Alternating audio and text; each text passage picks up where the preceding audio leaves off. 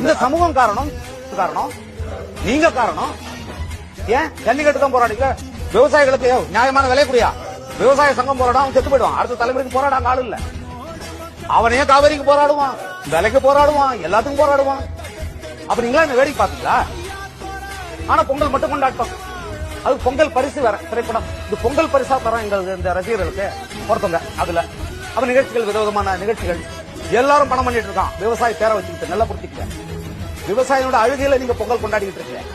இது மேல எனக்கு சொல்றதுக்கு இல்ல. நீங்க போனா என்ன போனா என்னையா? உங்களுக்கு வேற புரிய வைக்கணுமா நானு? இதெல்லாம் இருக்கு தம்பி, நீங்க போங்க, போய் உங்க கிராமத்தை பாருங்க. சொன்னாதான் புரியுமா? சொல்லிதான் தெரிஞ்சுக்கிறீங்களா? போய் பாருங்க உலக நாடுகள் என்ன நடக்குன்னு. நீங்க என்னைக்கு போய் இந்த உழவு தொழிலை லாபம் உள்ள தொழிலாக மாற்றி அந்த விவசாயத்தை கையில எடுக்கிறீங்களோ அதன் பிறகு கொண்டாடி பாருங்க அந்த பொங்கல் எவ்வளவு இருக்குது. இல்ல, அவர் ஏமாளியாகவே ஒரு விவசாயி இருப்பதற்கு என்ன காரணம்? இந்த சமூகம் காரணம் காரணம் நீங்க காரணம். ஏன் ஜல்லிக்கட்டு தான் போராடிக்க? விவசாயிகளுக்கு நியாயமான விலை கூடியா? விவசாய சங்கம் போராடும், அவன் செத்து போயிடுவான். அடுத்த தலைமுறைக்கு போராடாங்க ஆள் இல்ல. அவனே காவிரிக்கு போராடுவான், விலைக்கு போராடுவான், எல்லாத்துக்கும் போராடுவான். அப்ப நீங்களா இந்த வேடிக்கை பாத்தீங்களா? ஆனா பொங்கல் மட்டும் கொண்டாட்டம்.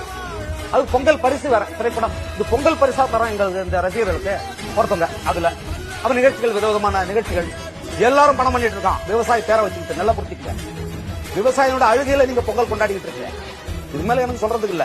நீங்க போனா என்ன போனா என்னையா? உங்களுக்கு வேற புரிய வைக்கணுமா நானு?